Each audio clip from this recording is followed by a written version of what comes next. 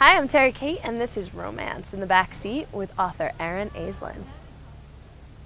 Hi, my name is Erin Aislinn, and I'll be reading an excerpt from my erotic vampire novel, The Night of Maya. We'll be meeting Kiru, who is the hero, and Maya, who doesn't yet know he's a vampire. Kiru ambled to the stereo system in the rear corner. The sword is a part of you, an extension of you. Let your body guide you. Now. With the finger on the stereo control, he turned to her. Dance with me.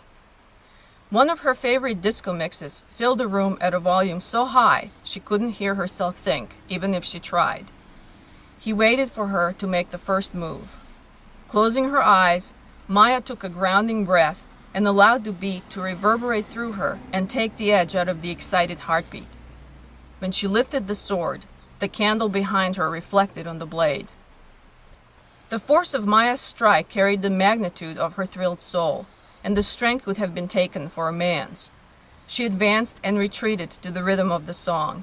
The faster she moved, the more she had to use body weight to compensate for the blade that was 4 inches too long for her. At this speed, using such a blade without becoming accustomed to it could easily throw her off balance.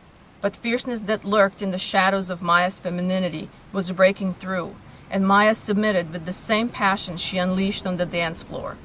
Drops of sweat collected on her forehead, but she kept going without a sign of fatigue.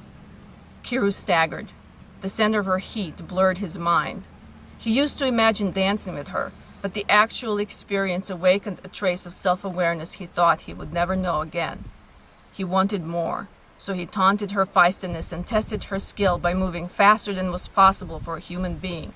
If she tried to keep up, she would get dizzy, dangerously dizzy. So what inspired you to write this story?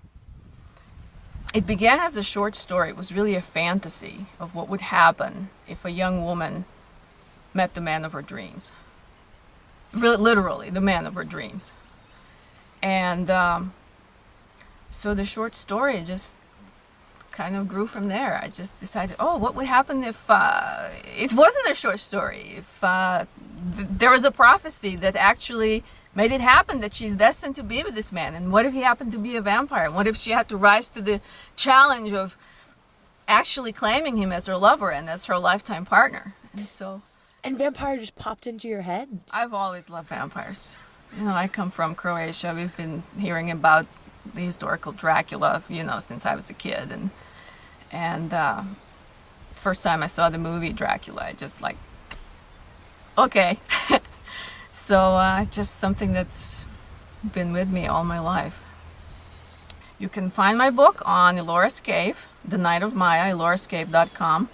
Or for my other books, you can come to my website at erinaislinn.com.